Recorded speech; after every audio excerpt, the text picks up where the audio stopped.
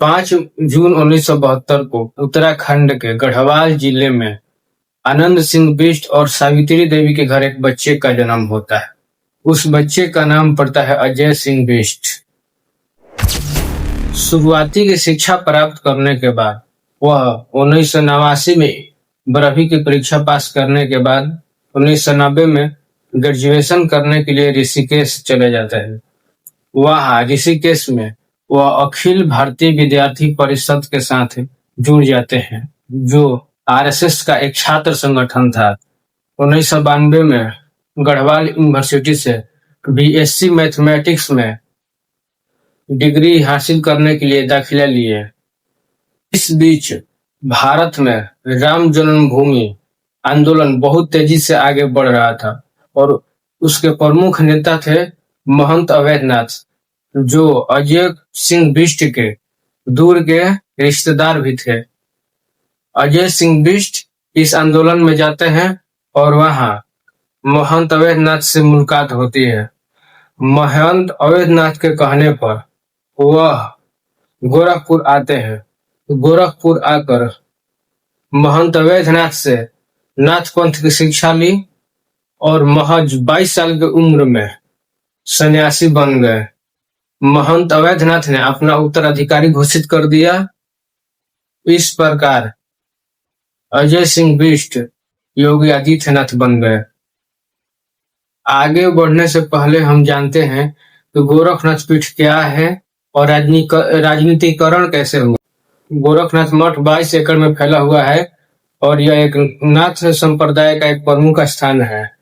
देश के आजादी के समय गोरखनाथ मठ के पीठाधीश्वर महंत दिग्विजयनाथ थे। उन्होंने पहली बार राम जन्मभूमि मामले को राजनीतिक स्तर पर इतने बड़े उठाए, जिसके कारण उनकी लोकप्रियता बहुत बढ़ गई। लोकप्रिय होने के कारण 1967 के लोकसभा चुनाव में वह निर्दलीय चुनाव लड़ते हैं और 40,000 के बड़े वोटों के अंतर से चुनाव को जीत जाते हैं। यहीं से गोरखनाथ मठ का राजनीतिकरण शुरू हो गया। 1969 में महंत दिग्विजयनाथ की मृत्यु हो जाती है। उसके बाद गोरखनाथ मठ के हेड बनते हैं महंत अवैधनाथ। महंत अवैधनाथ का जन्म 1921 में गढ़वाल जिले में हुआ था, जहां योगी आदित्यनाथ का भी गृह जिला है।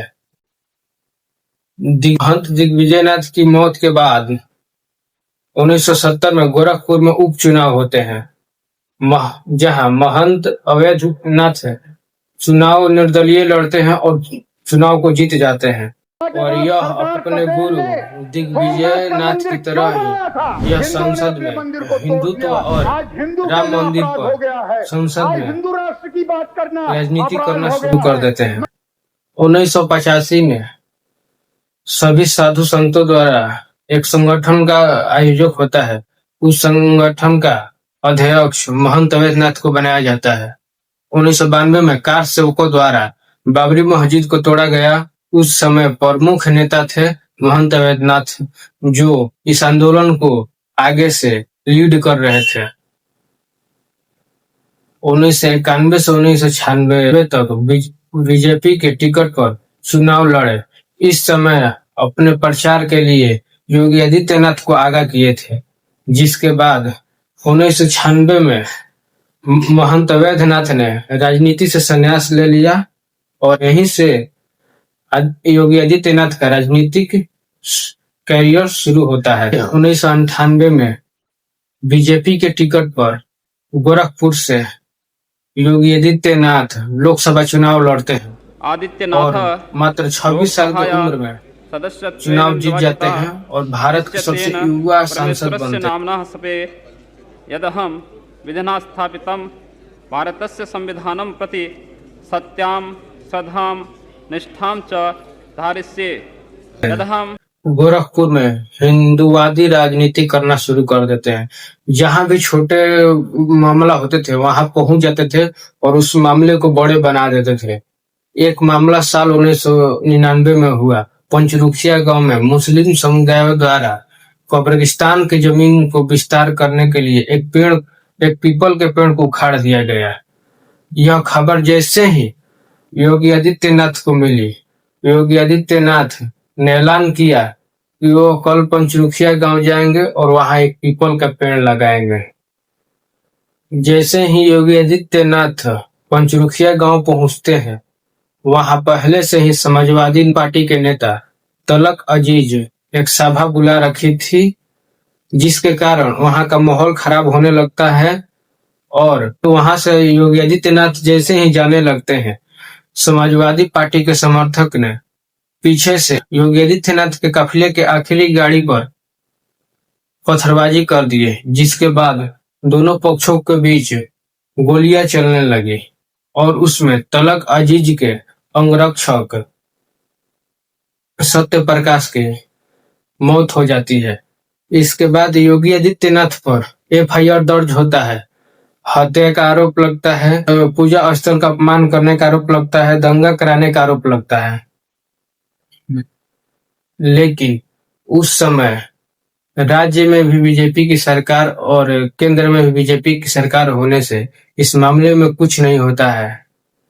1999 में लोकसभा भंग होने के कारण पुनः चुनाव होता है और योगी आदित्यनाथ पुनः चुनाव जीत जाते हैं, लेकिन महज इस बार 7,000 वोटों से जीतते हैं। इतने कम वोटों से जीतने के बाद योगी आदित्यनाथ ने एक संगठन बनाया, हिंदू युवा वाहिनी, जो आरएसएस से बिल्कुल अलग था।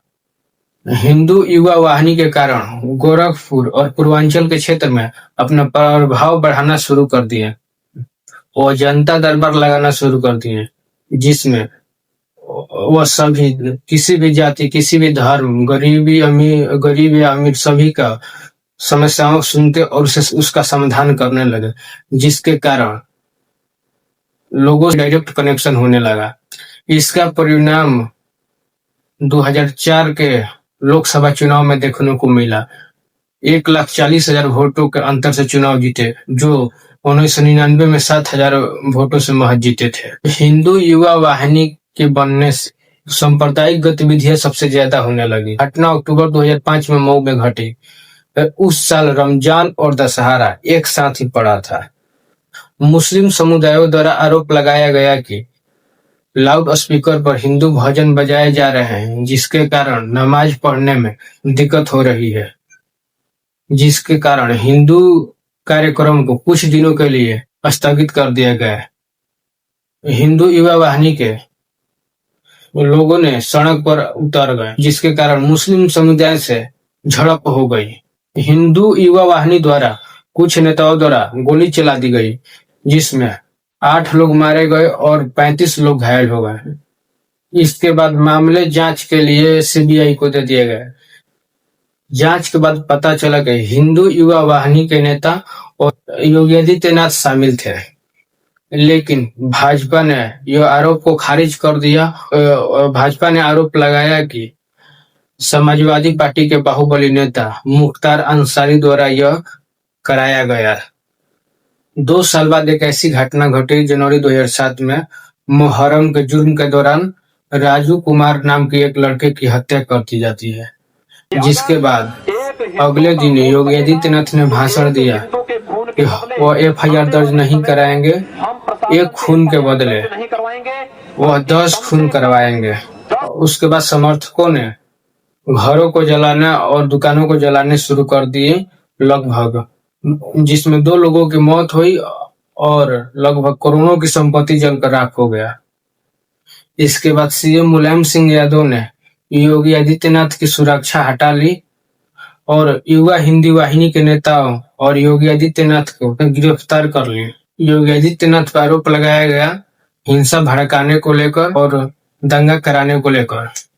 11 दिन बाद योगी आदित्यनाथ को जेल से रिहा कर दिया गया। उसके बाद योगी आदित्यनाथ ने 12 मार्च 2007 को संसद में जाकर भाषण दिए कि उनकी सुरक्षा बहाल की जाए, उनकी जान को खतरा है, और रोने लगे। इस घटना के बाद पूर्वांचल के क्षेत्र में योगी आदित्यनाथ बहुत बड़े नेता बन गए। वह जो उनके जीत का अंतर 2 लाख से 3 लाख तक होने लगा। वो 2009 के चुनाव 2 लाख अंतर से जीते और 2014 के चुनाव वो 3,20,000 वोटों के अंतर से जीते। इसी बीच 2014 में महंत अवैधनाथ की मृत्यु हो जाती है। उसके बाद गोरखनाथ मठ के हेड बनते हैं योगी आदित्यनाथ। योगी आदित्यनाथ है 2017 में बीजेपी पार्टी पूर्ण बहुमत से चुनाव जीत जाती है और योगी आदित्यनाथ को सीएम बनाया जाता है। यदि आपको वीडियो अच्छी लगी है तो चैनल को सब्सक्राइब कर लीजिएगा और वीडियो को लाइक कर लीजिएगा। धन्यवाद।